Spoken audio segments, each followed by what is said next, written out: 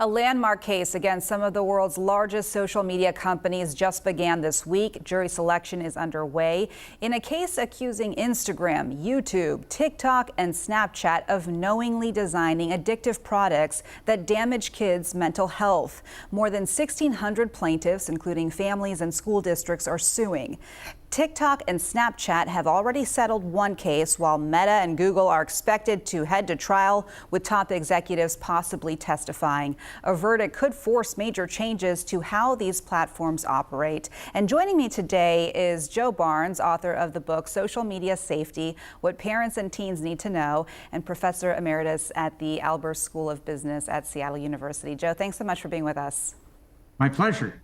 So, Joe, first of all, you must be watching this trial very closely. Why does this case matter, and why does it matter right now? You know, I think it's so important because the child you love, whether you're a parent or a guardian, if they're on TikTok or Instagram or YouTube, they're seeing dangerous challenges, even if they're not searching for them. And the more dangerous the stunt, the more views it gets.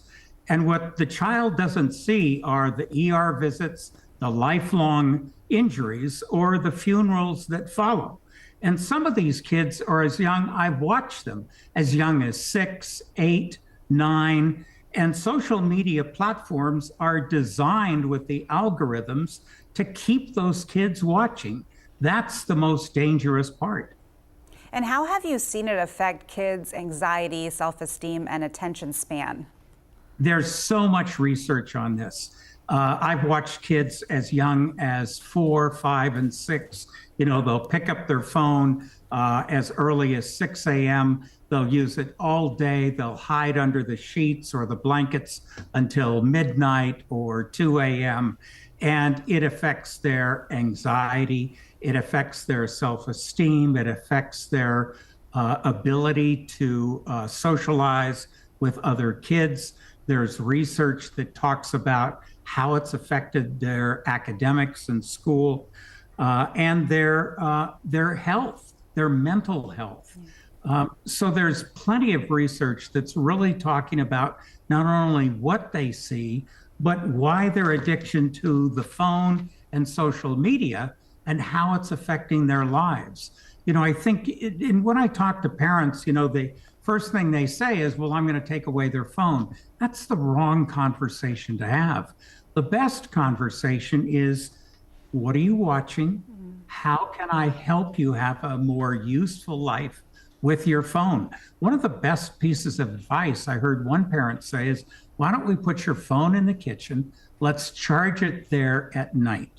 And let's talk about how you're using your phone and what you're watching.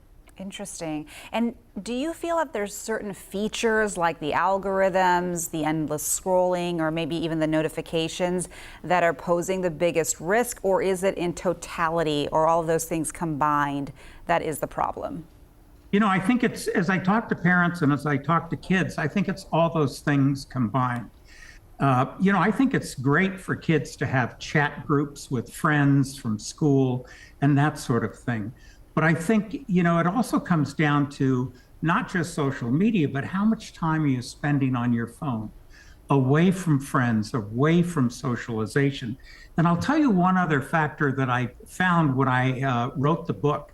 I talked with a number of young girls at coffee shops, and I said, we'll do this privately. There were so many predators approaching young girls as young as middle school, afraid to tell their parents that they had been approached by predators across the United States and other countries. And I think parents need to be able to open up and have a nice, safe, non-threatening conversation with their kids, especially young girls, where the girls feel safe to say, Mom, Dad, I've been approached, and where the parents don't get angry, but they say, okay, let's talk about what safeguards we can have on your phone. And Joe, real quick, we're running out of time, but what are some red flags that parents should watch out for when that behavior becomes addictive? I think they want to watch for the wording. They want to watch for, is this a friend that you absolutely know is safe from your school or somebody who's pretending to be a friend from your school that you think is a friend, but you don't know for sure. A lot of these predators pretend to be a friend from your school. They'll watch your social media posts and then try to pose as a friend from your school. Joe Barnes, thanks so much for your time this afternoon, local author and Seattle University professor. We appreciate it. Thank you.